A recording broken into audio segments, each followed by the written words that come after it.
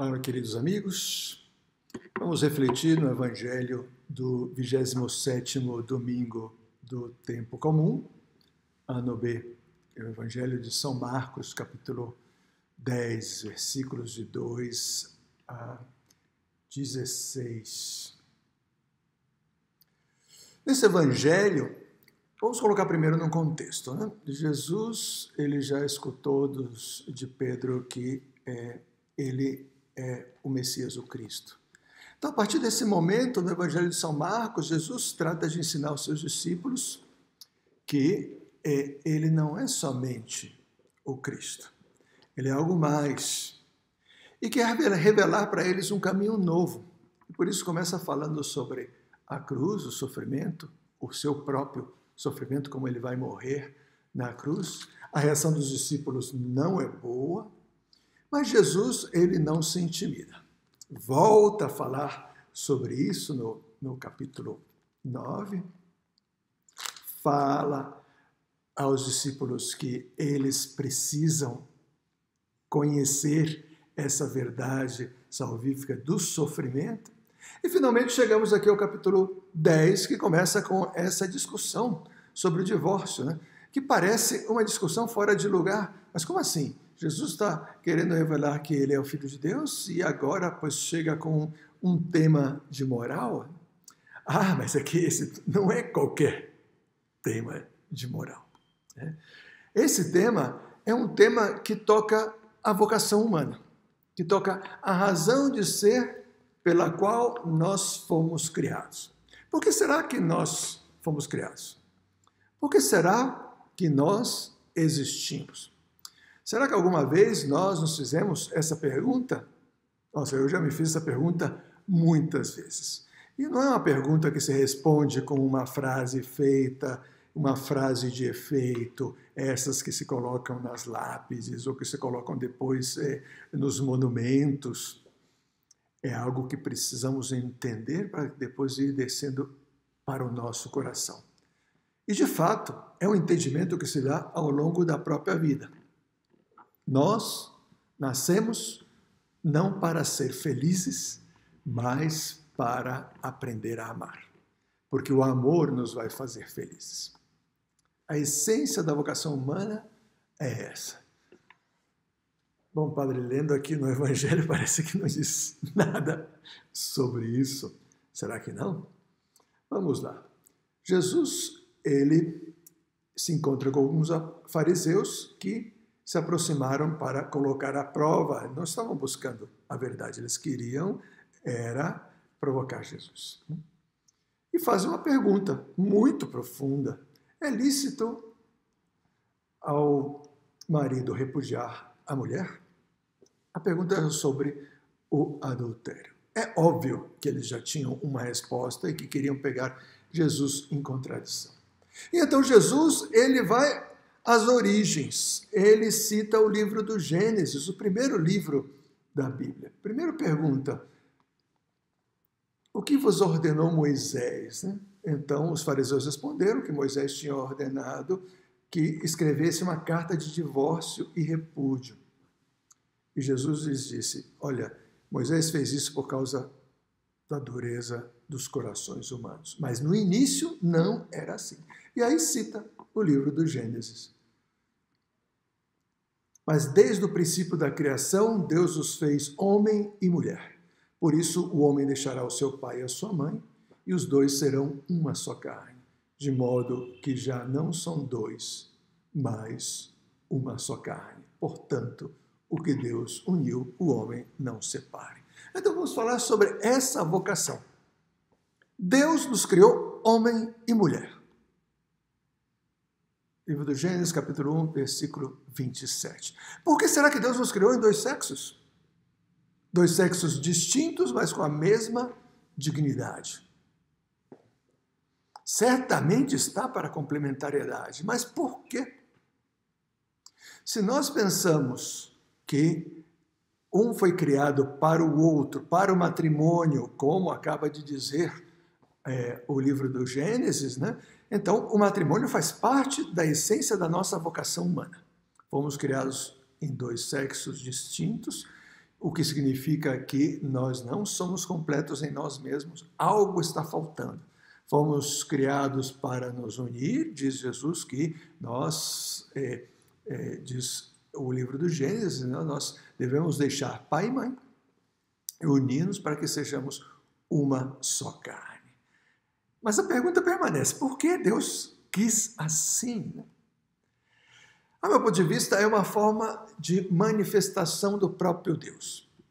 Se nós fomos criados para o amor, e Deus é o amor, e ao longo da nossa vida, a nossa vocação é encontrar-nos com amor, Deus nos quis dar o matrimônio como um caminho desse encontro com o amor.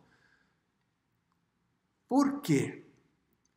Deus é uno e trino, Pai, Filho e Espírito Santo. O Pai ama tanto o seu Filho, Jesus, que o amor entre eles é uma pessoa, é o Espírito Santo. O esposo ama tanto a sua esposa que no amor entre eles nasce uma nova vida, que não é nem o esposo nem a esposa. E eles aprendem a amar essa criança de uma maneira nova, distinta, diferente de todos os outros amores que eles já tiveram antes. O amor de filho, o amor de criança, o amor de amigo, o amor de irmão, o amor de namorado, o amor de noivo, o amor de esposo, esposa. Agora, amor de pai, mãe. Deus está ampliando a nossa capacidade de amar. Deus quer que o matrimônio seja o caminho natural para conhecer a Deus. Repito, o caminho natural. Porque depois, com a encarnação, Jesus veio trazer o caminho sobrenatural, através da sua graça, que dá um upgrade na nossa vocação. A maioria das pessoas são chamados ao matrimônio, mas nem todos, né? Eu, por exemplo, fui chamado ao sacerdócio. É uma vocação particular, especial, que só Deus pode dar. Para poder romper com os vínculos da natureza, só Deus pode vir ao encontro. Ah, padre, mas e o que dizer então com as pessoas que não conseguem, ou que o seu matrimônio fracassa, ou que elas percebem que não era o caminho? Deus, ele sempre vai dar um jeito de ajudar-nos nessas situações difíceis. Nós não podemos dar uma resposta geral, porque cada caso é um caso. Mas fica aqui patente que o que Deus quer é a parte da nossa vocação, da nossa felicidade, da nossa realização, o matrimônio. Deus nos criou homem e mulher para que possamos nos unir e sejamos uma só carne. Na eternidade se superará esse vínculo com um vínculo maior ainda. Nós nos vamos unir de forma matrimonial a Deus mesmo. Então, que essa vocação sublime que começa aqui na Terra e continua na eternidade nos inspire para querer conhecer ainda mais o amor de Deus.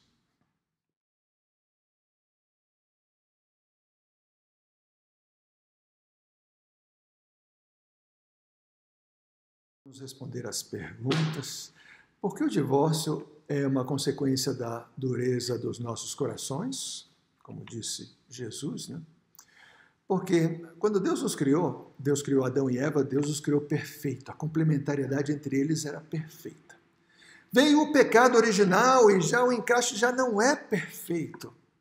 Então, o ser humano, por causa do pecado, sente dificuldades no encaixe. Mas acaba se justificando com essas dificuldades para dizer, não, o encaixe não é possível. Então, isso justifica talvez estar buscando. Não foi com essa, vai ser com outra. Ou não foi com este, vai ser com outro. Isso é fruto da dureza dos corações. O que Jesus quer dizer, dureza do coração, é o pecado. O coração que está longe de Deus, o coração que está fechado à graça de Deus. Então, se a graça de Deus não entra, o matrimônio é muito difícil, para não dizer impossível. Mas, com a graça de Deus, tudo é possível.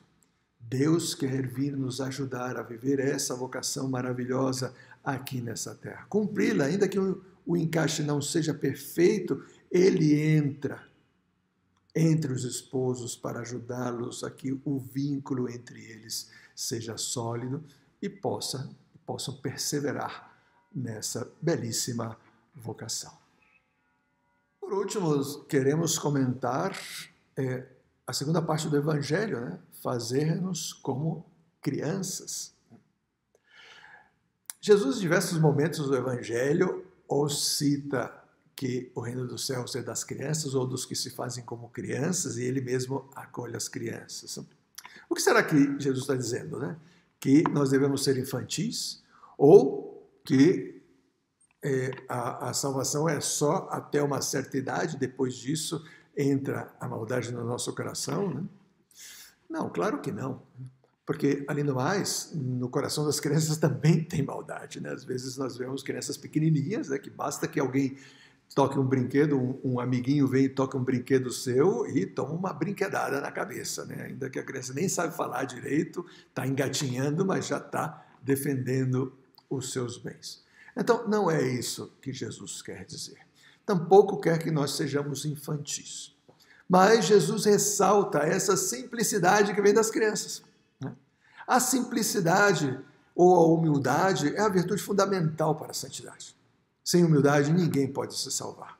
Jesus está dizendo que nós devemos ser humildes. É a humildade que nos vai abrir para que Deus possa entrar e fazer todos os milagres que Ele quer fazer em nós. O Senhor esteja convosco. Ele está no meio de nós. Abençoe-vos o Deus Todo-Poderoso, Pai, Filho e Espírito Santo. Amém.